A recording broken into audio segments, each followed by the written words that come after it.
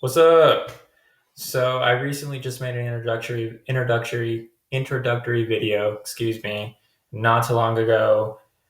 Pretty amateur. This one's still pretty amateur, but I wanted to make this video to go with a blog post that I just posted on my website, polymathexpose.com. It's still a Wix website, and it is still under maintenance. Like I just made it fucking 2 days ago, so it's still very much in its infancy, but I wanted to make this video nevertheless. And I wanted to talk about the Clean Water Act that's being rescinded.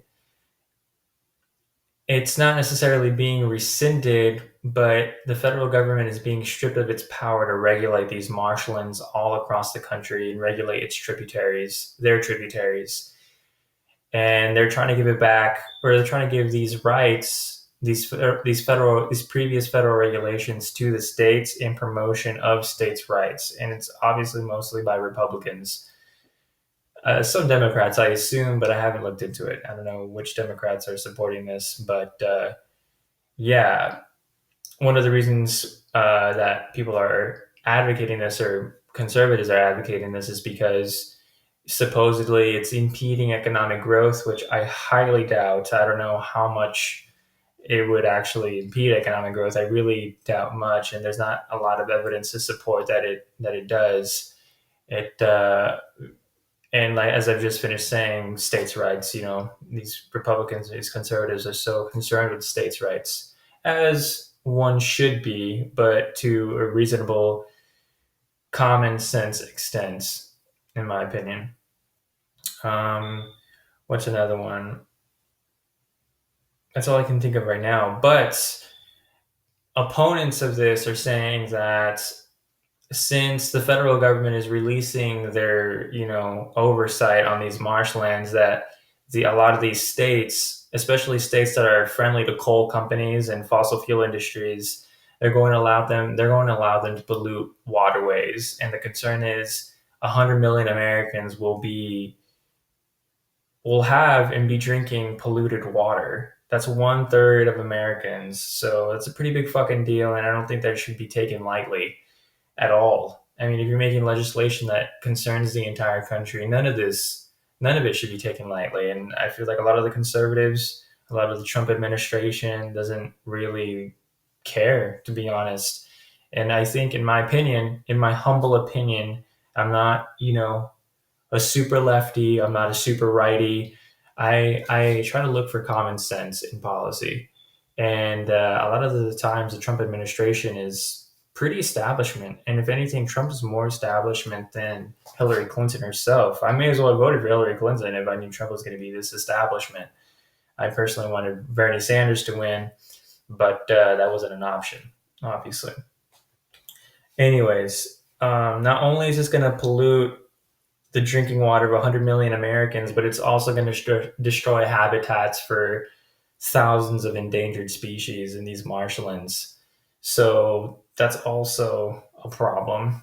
Um, it's a big deal.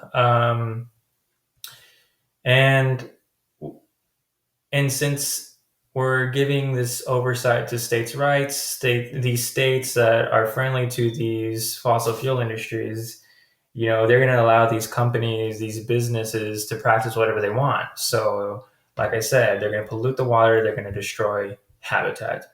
It's a huge deal, and it's amazing that Scott Pruitt, the head of the EPA, actually sued the EPA while he was Attorney General for Oklahoma, and it's actually very much against environmental progress. And that's not my opinion. That's reality. And I feel like if you're the head of the EPA, you should be the exact opposite. You should be very much concerned with environmental protections, especially with protections of the average American citizen. Why aren't we prioritizing American citizens? Why aren't we prioritizing, our lands?